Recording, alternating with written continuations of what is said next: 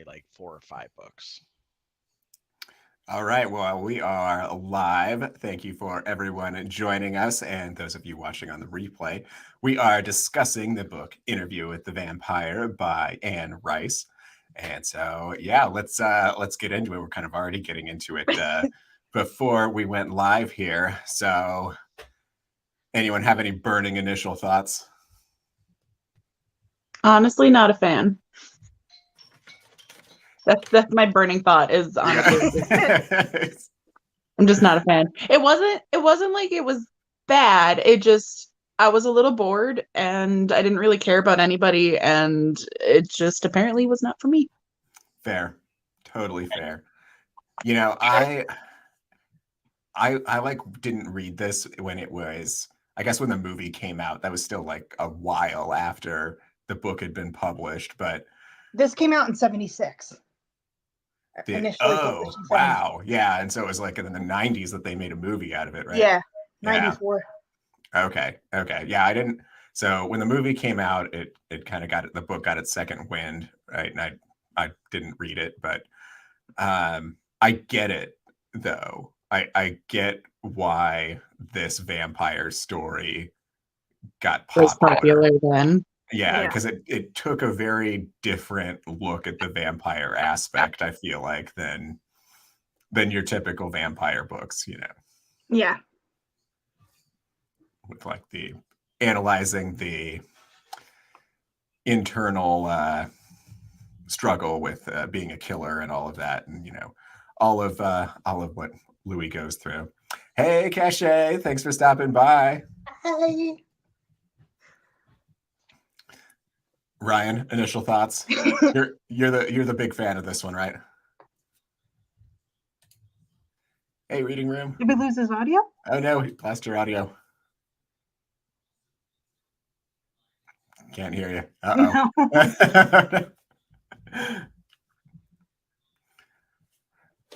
Well, my burning initial thoughts were we're supposed to feel sorry or we're supposed to sympathize with Louis, but yet he's a slave owner and he's got a lolly complex. I mean, is the simplest way to put it. So, add Ryan back in. Okay, can you guys hear me now? We can hear you now. Yes. Weird. As far as if I'm not interrupting, as far as my initial thoughts, like it seems to me where it's a book that is looking at some very big issues. Like I said, I've read a lot of the books in the series, but it seems to me like in this book, it's really talking about like what it means to like the morality of these people that are quote living forever, you know, and what that means to them and how they behave, and at that cost of, you know, yeah, you can live forever, but you have to, you know, kill and to keep yourself alive. And so I felt like it's an interesting thing where, you know, you've got two very different people. You've got Louis, who's very aware and very conscious and doesn't want to be taking human life per se just to sustain his own. And you've got Lestat, who doesn't really care what he does as long as he gets what he wants. Mm-hmm. Yeah. So I had only seen the movie until reading this. And I don't feel like the movie quite captured the complicated relationship between Lestat and Louis so much. But I mean, it was a while ago that I watched it, so anyone can correct me if I'm wrong on that or if they felt different. It's just weird to me that like he lets him make him a vampire, but then he's miserable the whole entire time. Why don't you just die? Like I never like there was no point to it. Like you were miserable as a human and you're miserable as a vampire. What's the point?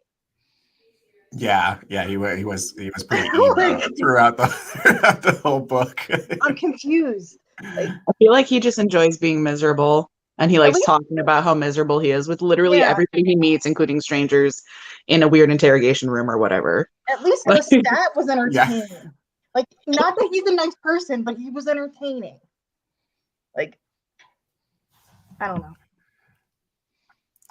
Yeah, I mean, he knows how to tell a good, a good narrative, I guess. He told the story in a very compelling way. But yeah, Amber, you had it right. He was just complaining like the entire way through. It was moody. It was moody book syndrome. It was just. He is definitely emo teenager for sure. Yep, early 90s. I mean, it even got to the point where the little girl vampire is even like tired of it. It's just like, oh, you're so exhausting. Just get a life. That was Claudia was where I was like, nope, absolutely not. Nope. Yeah, same. Nope. I know she's older, but she's in the body of a 5-year-old. Nope. Yeah. That was that was pretty rough. Some of those passages there. And it honestly, so like when I got to like those parts, it kind of reminded me there's a book by Octavia Butler that kind of does a similar thing. Fledgling? Where it's like Fledgling. Yeah. So it sort of same problem with that book. yeah, it's still kind of like she's old enough, but she doesn't look it. Yeah, giving weird vibes. Yeah, definitely. The one line that messed me up the most was he asked to dress her, and like they talked about her pearl buttons. I was like, no. Like, yeah. I was like, please get this out of my ears. No. Mm-hmm. I was just having a 5-year-old little sibling. Just no. Oh, that's just strange to me. Like I was listening to it on audiobook, and I guess I just glazed over those parts, like where it's just like, whatever. Like, but I guess it just didn't bother me as much. But like I said, it's one of those things where it's not really, in my mind, a sexual thing per se, where it's just, I don't know exactly what passages you're talking about, but it never, like, to me, when I think of their love for each other, it's not a sexual love, it's an intellectual love. They were very didn't understand the part. Go ahead, say that again. I said they were very caress-y. They were touching each other. Like, they were doing a lot of this, and I was sort of glazing because I was listening to the audiobook too, and I glazed over like chunks of the whole book, I guess. But I, every so often I'd catch like a weird word or a phrase, and it would just like pull me in. I'd be like, what are you doing? Like, I don't think you should be touching each other like that. It's not what we're here for. And considering that they supposedly don't have any like urges like that anymore, it was just kind of weird. Yeah, and especially at the end where he's having like the, I guess, internal conflict of being in love with Armand, but he doesn't want to leave Claudia, and there was a lot of it was insinuating that their relationship was more than a father-daughter aspect. Like, it was insinuating pretty hard. Well, he would call her like everything. He would be like, my daughter, my wife, my paramour. I'm like, which one is it? Which one is it? It's just depends on the day. And they would share a coffin or something, and it freaked me out. It was like, no. And when he was mad at her, he made her sleep in her own coffin. Go sleep on the couch. Oh my gosh, that's great. Yeah. Well, let's talk about Lestat a little bit here. I found Lestat pretty annoying too, and it was pretty clear that early on that Lestat was a very lost vampire as well. And spoilers, everyone, I looked it up because obviously this book wasn't going to give it away, but Lestat was made by a vampire who then killed himself after turning Lestat. So Lestat's just a vampire with daddy issues, is essentially. Human daddy issues and vampire daddy issues. Yes, both. It's like a double whammy. God, I gotta go back and read the books. Like, it's been so long. But they don't explain his origin till like the third book, from what I can get. Right. I feel like now, see, it's all coming back to me now. Like, I didn't remember who made Lestat, but it was some old vampire. Magnus was their name. Okay. Because later on is when, because Armand takes care of the statues of Akasha, and I can't remember who her mate was, but basically the two original vampires. Okay. Aaliyah, you mean? Sorry. Yeah, well, Akasha is the vampire queen's name. I can't remember the name of her partner, but the original vampires, yeah. And we find out more about that in the third book, and Armand is basically their caretaker. Mm-hmm. So I really don't. So I looked up that fact about Lestat because I'm sure I'm not going to go read the other books. How's everyone else feel about it? Hard pass. I got the next two, so at least I'm gonna read the next two at some point. I'm not forcing myself, but at some point I got them already, so why not? Mm-hmm. I don't know. This is kind of like 0 for 2 for me for Anne Rice. Like I'd started some, I don't even remember what it was called, some Sleeping Beauty retelling thing. I started it. Oh, that was like her erotica, right? Yeah, and I was just like, all right, I'm down for this. And then I started, I was like, this is real bad. This is real creepy and bad. It's really bad. and then I started reading this one. I was like, this is a little boring, and I was like, now this is creepy and bad. I was so shocked how long the audiobook was, though. For it only being a 350-page book, the audiobook was like 15 hours. I was like, but how? Yeah. Yeah. The print is really small in the physical copy. I just went. Yeah, it's a trick there. They're like, oh, this isn't a long book. I'm just like, yeah. Nope. Yeah. No, it's one of those things where her werewolf series. Though. She's got like a werewolf series. A friend of mine told me that I need to read The Witching Hour. Is that the one? That's the witches. That's on Witches of Mayfair. Okay. My friend told me he needs me to read that book and the following books because he read them and he was like, and now I have all of this information. I care about all these people that aren't even real and I need somebody else to care about them too.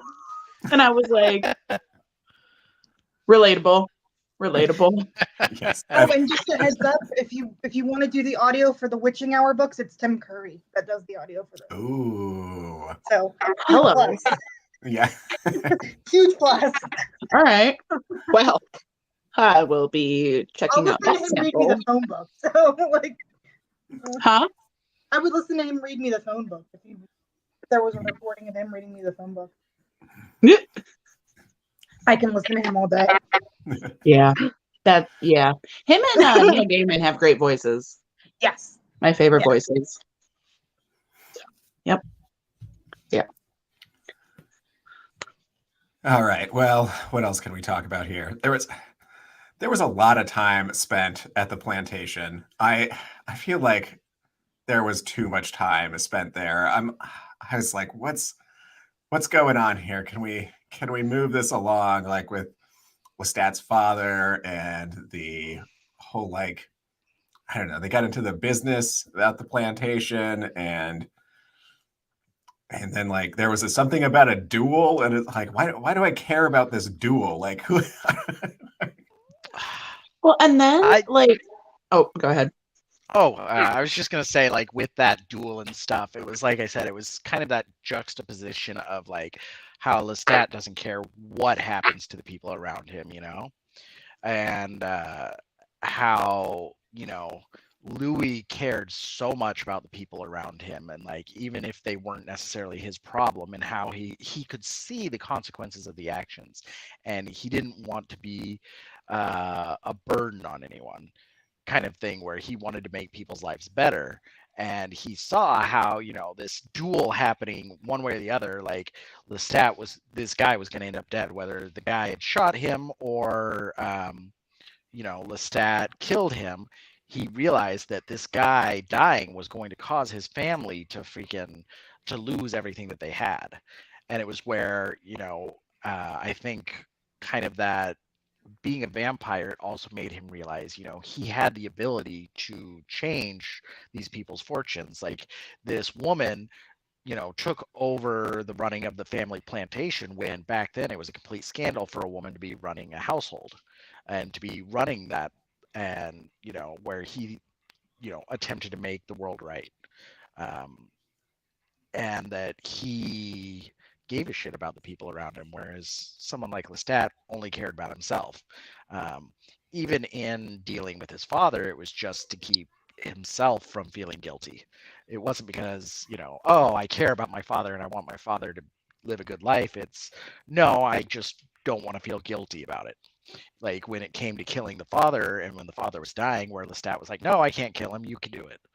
Like he wouldn't even take that responsibility of being like, dude, this is your father. If he's going to die, you may as well just, make that suffering less. And he couldn't even do it. But Louis still a slave owner.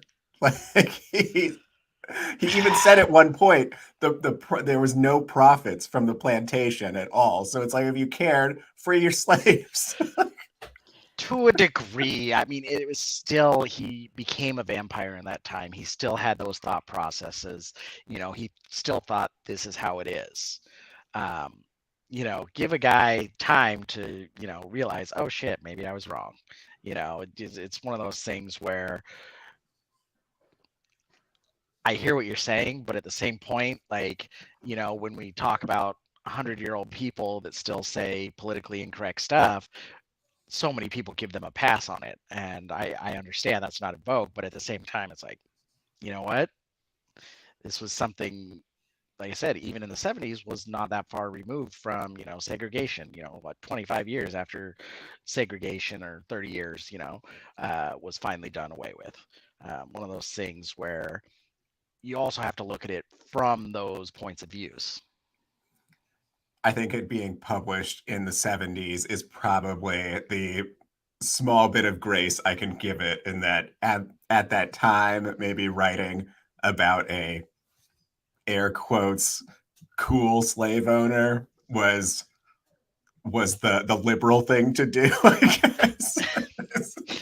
I'm sorry. No. I mean, I do not disagree with you at all. I'm just saying you have to kind of look at it in that thing, and also ask yourself, like, okay, if you live forever, how long would it really take you to fundamentally change one of your points of view? That's something that you felt like, this is just how the world is. And they kind of point to that in the end of the book when he revisits Lestat, and Lestat like freaks out because there's an ambulance going by, and he doesn't understand how the world works anymore, because he's refused to, adapt and change to it. Well, and Armand even spoke directly to it, right? That the problem with most vampires is they don't actually adapt with the world. They just stay stuck in the time of their prime, whatever that was. Yeah. Exactly. So then you end up with, vampires like what we do in the Shadows, where they're still wearing the old-timey clothes, and they don't know what to do out in public. Exactly. They don't understand, like, wait, you've got to adapt, you've got to change. And yeah. I've logged into the wrong account. Is anyone in the Alicia, are you in the chat?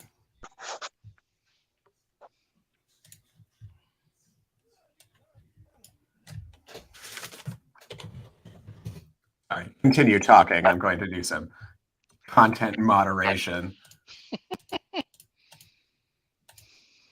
Get these bots out of my chat. They heard about the creepy new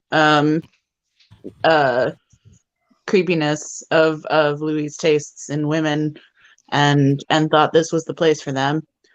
Yes. Oh my gosh.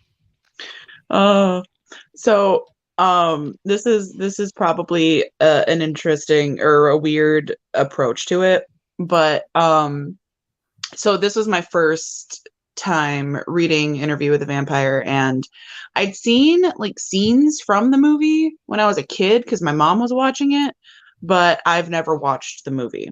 So I didn't know what the story was really at all, except for, there was a vampire and somebody interviewed him and and all that jazz. So I'm reading it, and there's all this stuff about like morality and whether or not he's evil and whether or not he can live with himself and all this jazz. And like it kind of kept making me think about Twilight.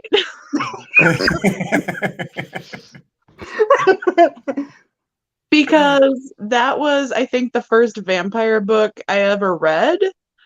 Or it was at least certainly the first one I read, whereas like, do I have a soul? I'm inherently evil. I don't know. I don't want to kill people. And I'm like, huh. And okay. It was just an interesting comparison that my brain kept making. So thought I would mention that. Did anybody else get that at all? Well, I was kind of thinking along that lines, because I say this all the time, like, say what you will about Twilight, but shout out to Stephanie Meyer, because she brought in a whole like new generation of readers to just reading in general. Yeah. And it's possible Anne Rice did kind of the same thing when the movie came out and repopularized the book. That's fair. No, I mean, my whole thing about Twilight is like, I read it as a teenager and I loved it then. And then I got older and I was like, huh, this is really problematic and kind of terrible. I was like, but I still like it. Yeah. Yeah. It's like reading the classic sci-fis. It's like, ooh, this didn't age well at all, but it's still a classic, I guess. Yep. Oh, yeah. I do have a question though, considering that it came out in 76. Like, I know that there are a lot of queer undertones and overtones of the whole thing. Do you think that's her way of saying that the characters were queer, but you can't say that in 1976? Like, I was kind of wondering if she was saying that without being able to say it because it was 1976. I think so. Very possible. Like for me, the way I interpreted it was more of that pure intellectual love, that it wasn't based around sex, where imagine everyone had one gender per se, like where it's just that attraction of the minds, where it isn't necessary. In my mind, it was like, okay, we're stripping out the sex of it, and this is why they love each other. Because like I said, to me, a lot of the angst and a lot of it is because they love and they hate each other so much at the same time. And they don't really kill each other, and they also don't get together. So, they can't release any of that frustration other than yelling at each other. Hey, Bonnie, good to have you here. My arguments against that is that it's not angst if they can't actually like finally do something about that. That's just torture. Release it. That's just torture. And sex does not have to mean penetration. Yeah. So. True, but still, it's one of those things where you just get that satisfaction, should I say. I mean, going off that, think about it. They live forever, but they don't orgasm. It sounds like a terrible way to live. Right. Exactly. Right. When you put it that way, it's like, no, just kill me now. Kill me now. I'm going to go check out the sunrise. Exactly. The part that killed me was like, Lestat wanted Louis to stay, so he made him a child so he would stay. Like, he stayed for that child. Like, let's have a child to stay for marriage, and it doesn't work. Like, I don't know. Yeah, no, it's making me kind of want to reconsider. So, fun story, my cousin and I, when we were like 10-ish, we made a pact that if vampires were real and either of us ever got turned, we would turn the other one so we could stay alive forever and read all the books. I like that. I'll take it. That's the one thing I can get behind with Louis. He took advantage and he read the books, so he knew what was important. Yep. That's true. And and certain aspects of the recent conversation just before that comment, maybe it's not the greatest idea though. Yeah. Or like turn someone a little bit older so it's not so creepy. It's not that questionable. Mm-hmm. I know. Right. I know. Well, and I think we were talking about this earlier. I don't know if it's just me and Aaron, but where I feel like the whole reason behind that was to show the extent that Lestat would go to get what he wants, because they talk that other vampires just don't make child vampires for that exact reason, because the life that they have is just not a complete life, even as immortals, compared to the adult vampires. And it's where it goes to show just how greedy and wanton he is with his destruction, Lestat is, because he will do whatever it takes to keep Louis with him, including ruining someone else's life. In that they're not even going to die. It's, well, now you're a vampire forever. I could agree with that, but I also feel like Louis was in the situation where he's like, oh, I can't because she's a child, and I can't care about her in certain ways because she's a child. And then he's like, or I could just do what I want and just be terrible. Is that basically?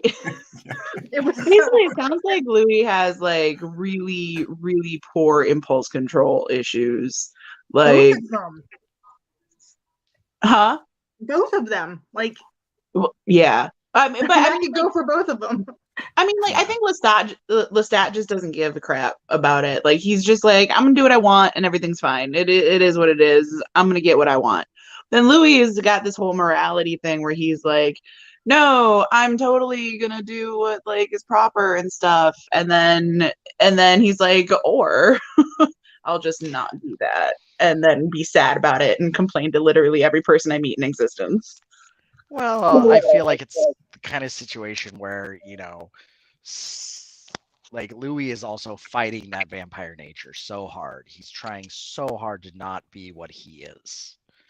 And I think that that's kind of the point of that also, is that, he is fighting that battle every day with, not feeding on humans and stuff like that, where, put in a terrible situation, where, yeah, he, basically broke down and fed on a child, and Lestat ended up turning her, where I think it's kind of an interesting thing where it's talking about fighting your own nature. Like, can you keep yourself from doing what you fundamentally are supposed to be doing? And these are those consequences of those failings. I get you. I feel like Anne could have cut out 100 pages of easy beating that dead horse. Easily.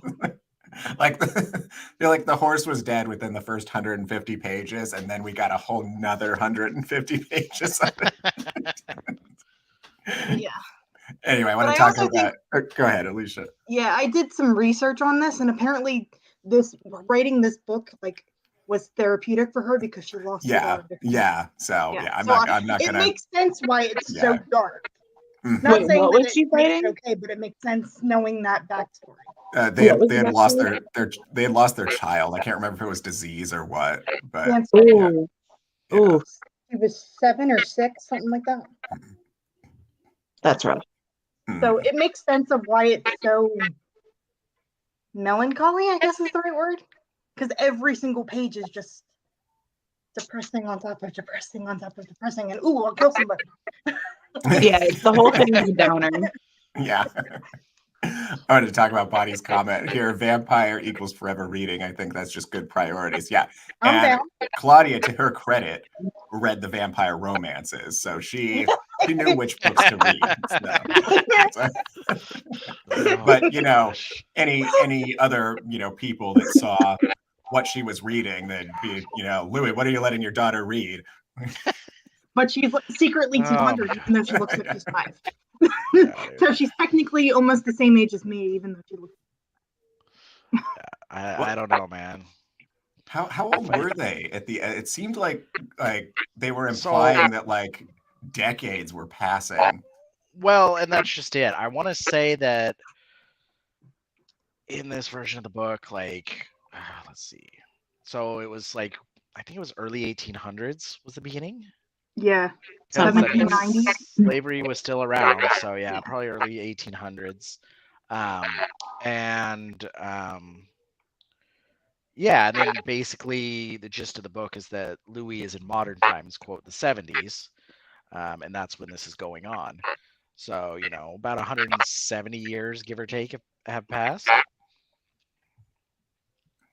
Yeah. But did they ever go into specifics of when Claudia died versus when he was talking to the boy / David / I don't know what he's called? Christian Slater. Yes, that's all that's literally all I thought of in my head. I'm like, that's right. Yeah.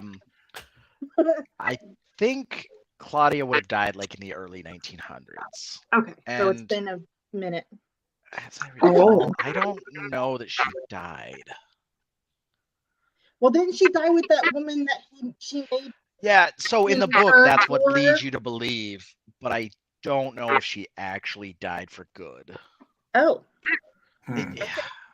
Like, so throughout the series, there are times like Lestat at one point, there's a whole bunch of things that go on, but he walks into the sun and he basically turns into a crispy charred potato, but he doesn't die, and everyone thinks he's dead. Okay. Yeah, it's you got to go into the backstory and things that happen in the third book and blah blah blah. Well, is it the third book or the second book where they turn his mother, and like then he makes out with his mother, and it's really weird. With Dad's mother. We got a whole Oedipus thing going on. Well, he's got daddy issues and mommy issues. He's going further into the books. He supposedly like turned his mother so she wouldn't die because she was sick or something. And then like I guess when she turned into a vampire, she wasn't his mother anymore, so they just started making out. But I was like, okay, I'm out. I'm out. What's the name of the second book? I don't know. I can't remember if it's the second or the third one. My friend just gives me the. No, Queen of the Damned is the third book. I think Vampire Lestat is the second one. Oh yeah, the Vampire Lestat. Yeah. Because I remember like, oh yeah, I'll totally read this vampire series. I know the names of the first two, and now I'm like, yeah, no. I feel like this kind of just, from what I hear, it just kind of fell into Anne Rice just making her own fan fiction about her own books eventually. Well, what I fair enough, it's her books. Like through the years, like in her interviews and stuff, I kind of followed along, not horribly close, but like she based the Vampire Lestat on her husband. Oh. Yeah, I was just like, yeah, like, and what was it when he passed away before she did, and when he passed away, she was like, yeah, I'm never writing about Lestat again. So weird. So are you saying you were glad she wasn't going to write about him anymore? Wait, doesn't he turn into? Hi, I'm planning on it. I have Charles. My mom's taping it. My mom's taping it. So. You said you were gonna be here. Yeah, where are you? Yeah, don't watch it. It's terrible. I will fight you on this, Charles. Oh boy. So yes, I'm watching. So wrong. Yes, I'm watching it. Yes. Yeah, even though I didn't care for the book, I'm totally gonna watch the movie and the show just to see what's going on. Even though everybody makes fun of me for it, I like unapologetically love the movie. Like, I just thought of Brad Pitt the whole entire time I was reading it because I saw the movie first as a kid. You said you were going to join the live show. That's not. It's not a threat when you say offline that you were going to be here. You were supposed to be here. Yeah, come on, Charles. Oh boy. Oh boy. Fight. Just kidding. No, I'm totally going to watch the show. I mean, props to AMC for, making this show, because I don't know anyone that would have signed up for that streaming service without, wanting to That's the thing. I don't want to pay for another streaming service, so I'm like, my mom has cable. I'll let her pay it for me. Oh, it's on. Okay. Yeah. No, I'm not gonna. I probably won't watch it if I have to pay for a new streaming service. That's what I was like. Is it on Hulu? No, it's AMC Plus. Mm-hmm. That's the only place you can find it. Yeah, but you can watch it on AMC. Like if you have regular TV, you can watch it on AMC. Right. I don't know. Who has regular TV anymore? But I do appreciate that they made Claudia older. She's like 15. And my parents made me so happy. Like I was like, at least they made her older. Yeah. I feel like they would get arrested if they didn't. Like the producers and the casting director and all that jazz. They'd be like, yeah, we're totally going to cast Claudia as with this 5-year-old. And everyone would be like, Well, how old was Kirsten Dunst when they... Yeah, she wasn't that old. She was a lot older than the character, at least. Right. Yeah, but maybe like 10 as opposed to 5. Yeah. But it was so creepy because she kissed Brad Pitt and she was 10. So I don't know if I would pass that up either. younger me. Yeah, she was 11 when they filmed that. Oh. Yeah.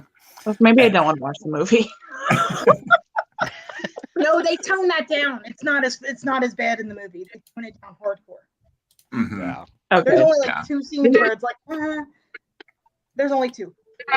Yeah, but there's still people I talked to that made it creepy, that were like, oh yeah, I got my first crush on Kirsten Dunst from Interview with the Vampires. Like, gross, dude.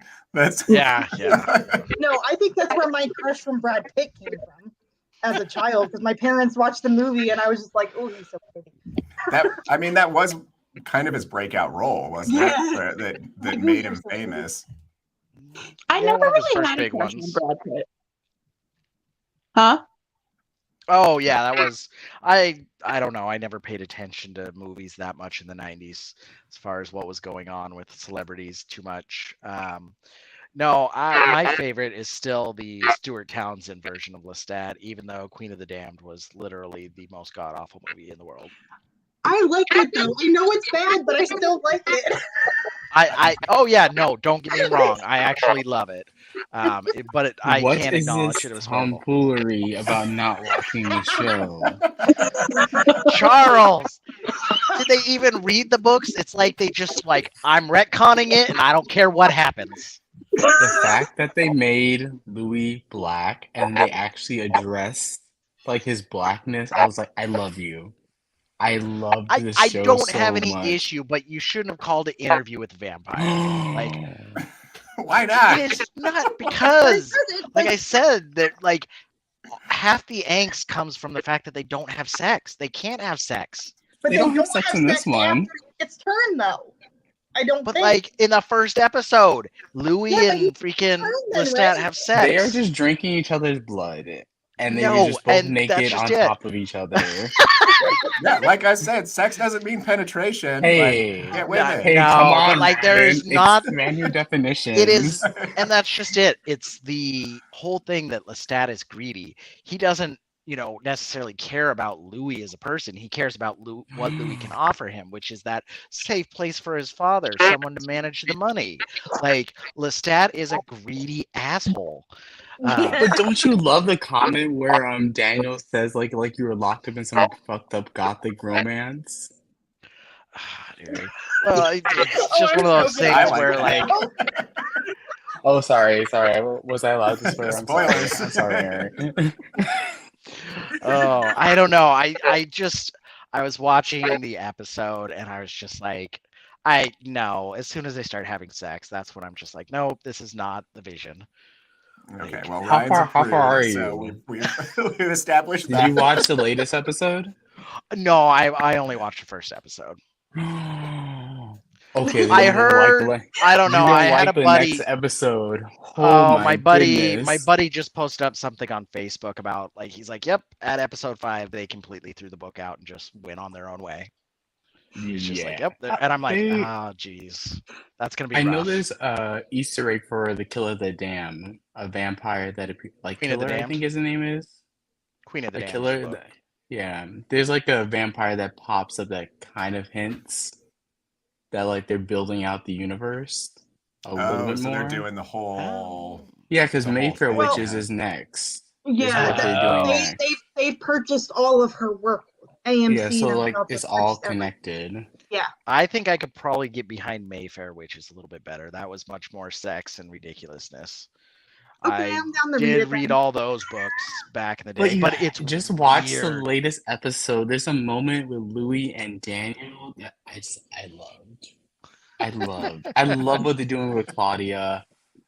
I love it. It's so good. Oh. Ryan, we're not fighting about this. I'm gonna be right. You can't if you look at it objectively, like if it's not, don't judge it as an adaptation, but as a good TV show, you gotta admit it is a good TV show. It wasn't bad so far. Like I need to get behind it. I need to commit more and actually get some watched. But I don't know, man. I don't know. I just you're wearing him down, Charles. So you've almost got.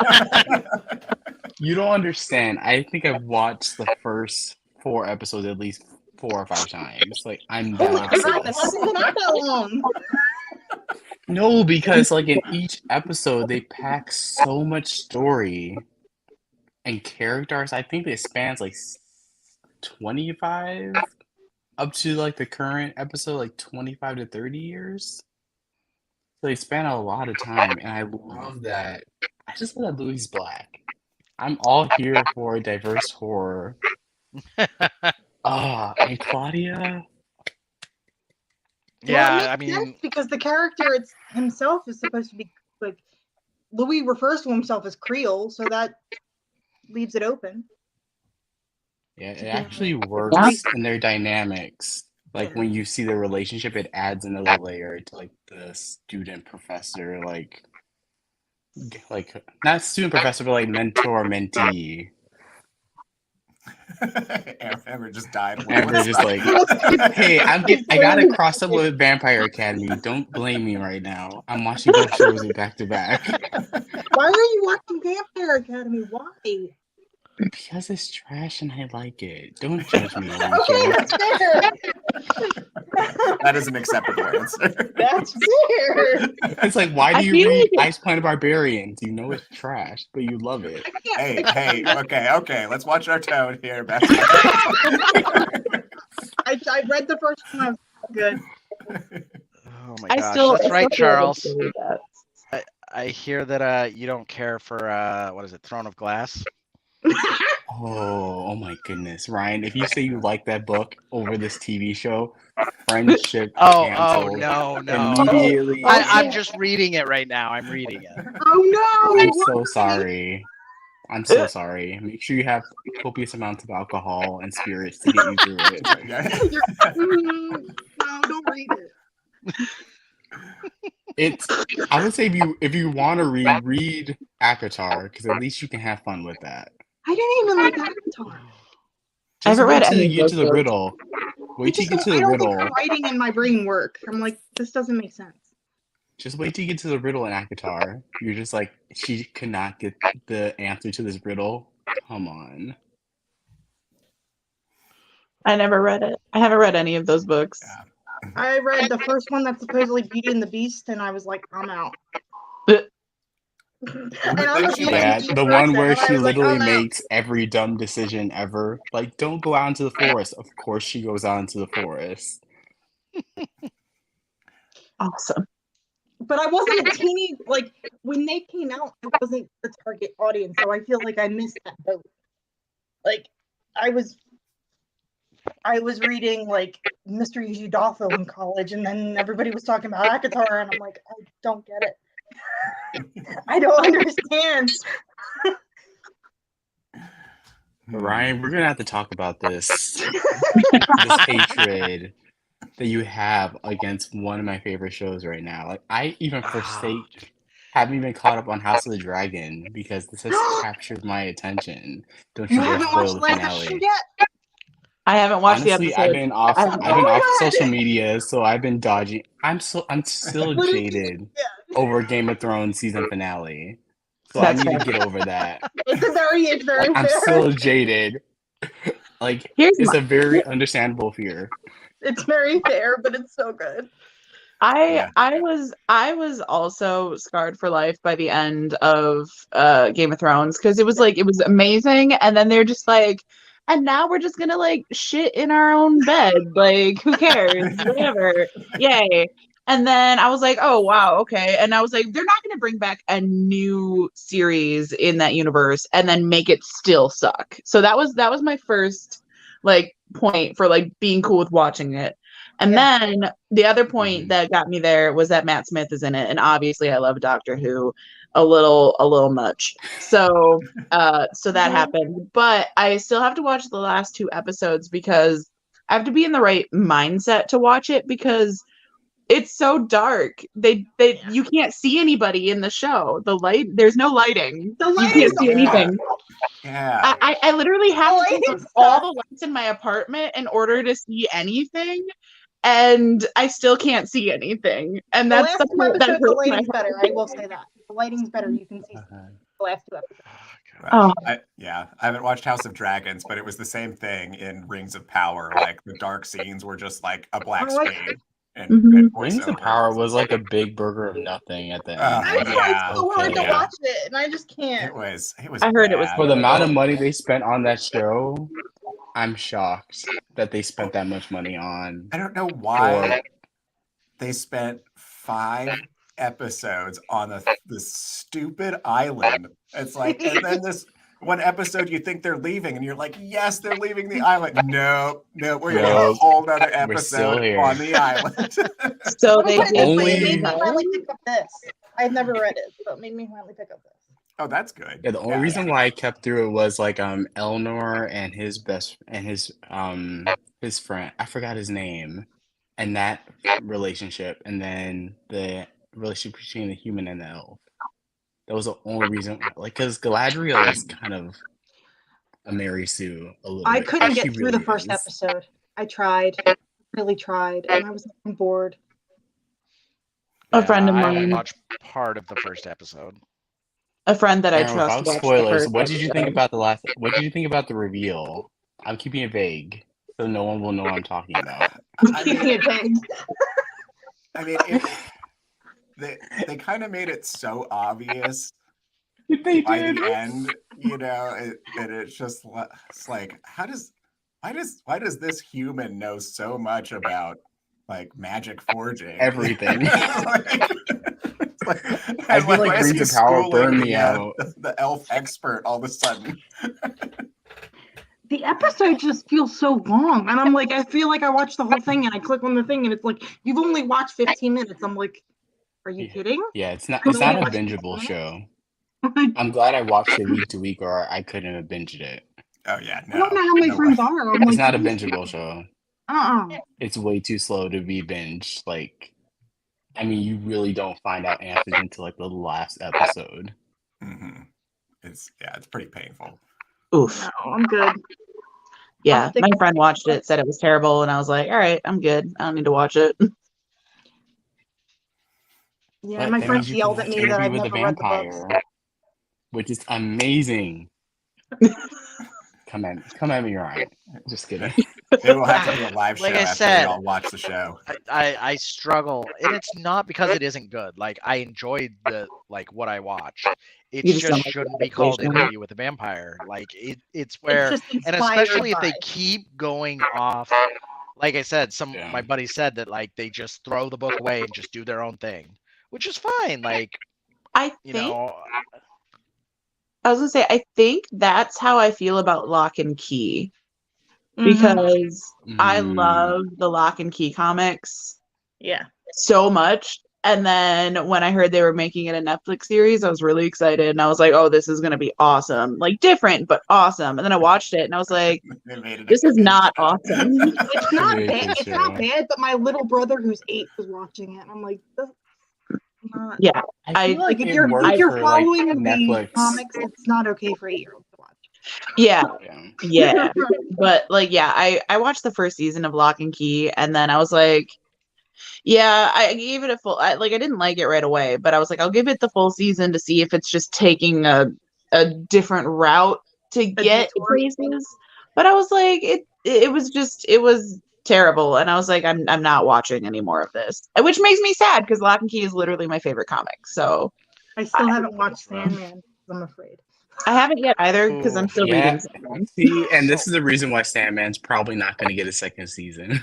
Oh no! I heard it's just as expensive as the Rings of Power. It's like slightly less expensive than the Rings of Power. I heard that Sandman's really good though.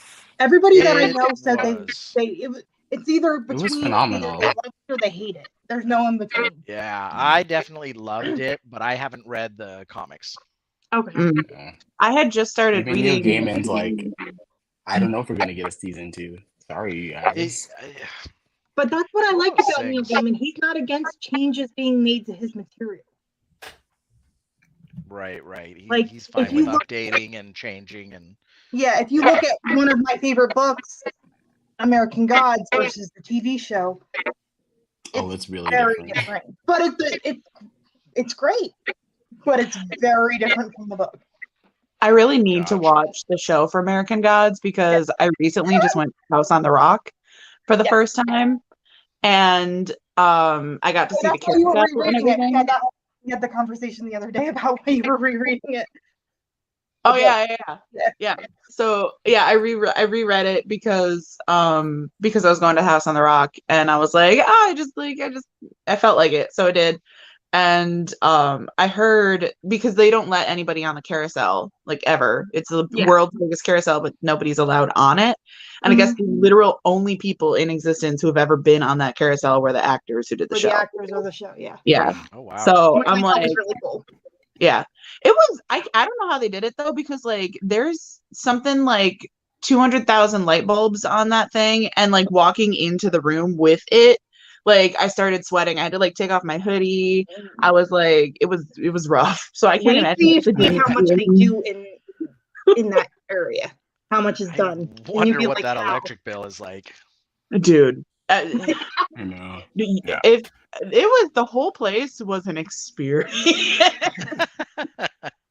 Y'all ever want to come to Wisconsin? Like you can, if you crash in Milwaukee, you got a place to stay. But like, okay, House on the Rock is interesting.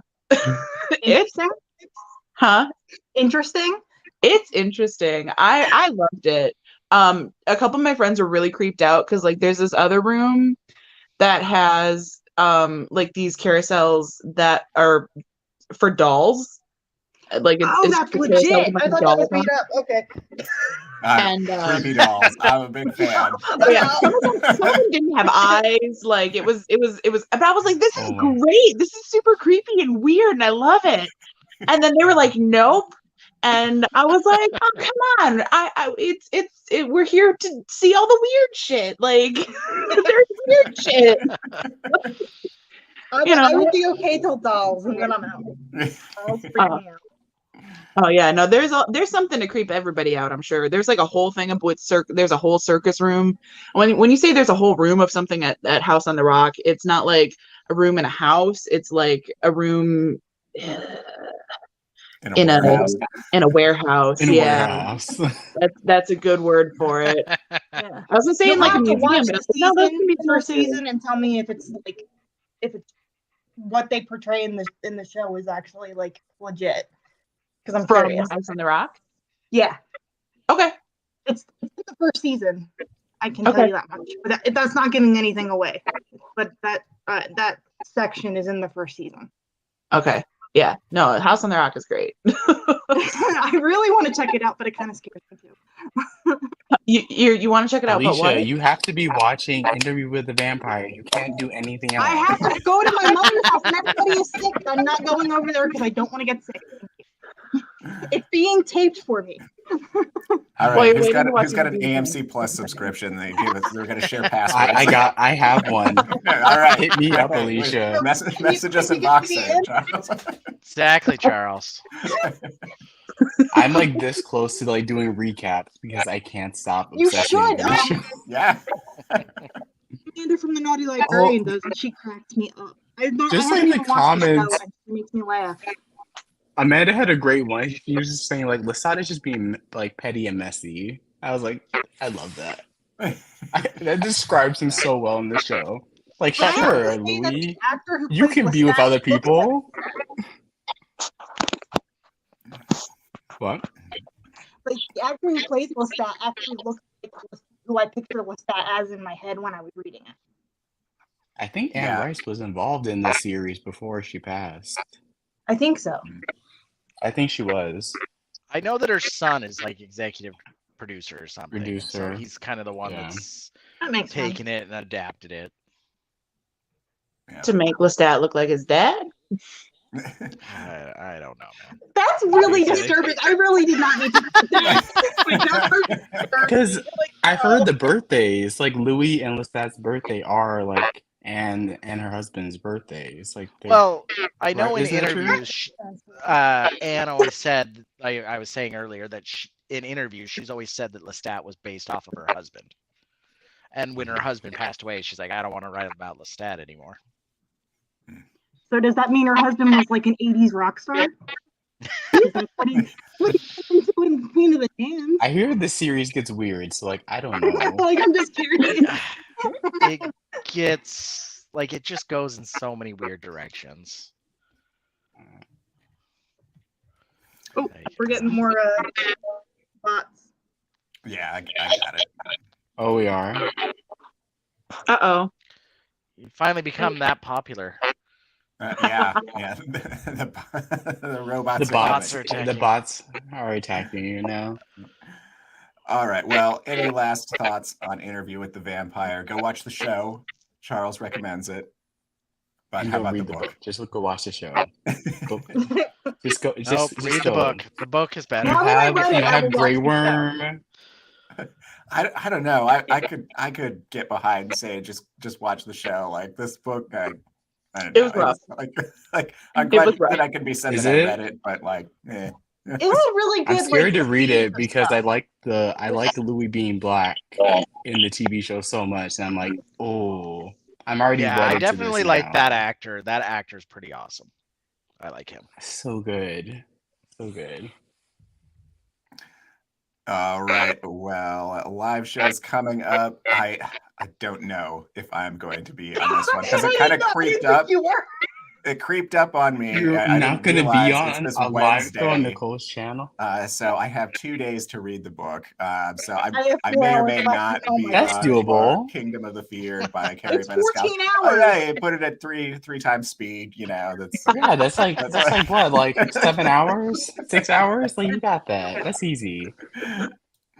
All right. And then in November on the 7th, I'm going to be talking to author Anna J. Stewart, and that is at 7:30 Eastern, 4:30 Pacific. All right, everyone. Thank you for joining me. Thank you for watching the replay. Thank you to my co-hosts. You can find all of their links down below. And until next time, have a good night, everyone.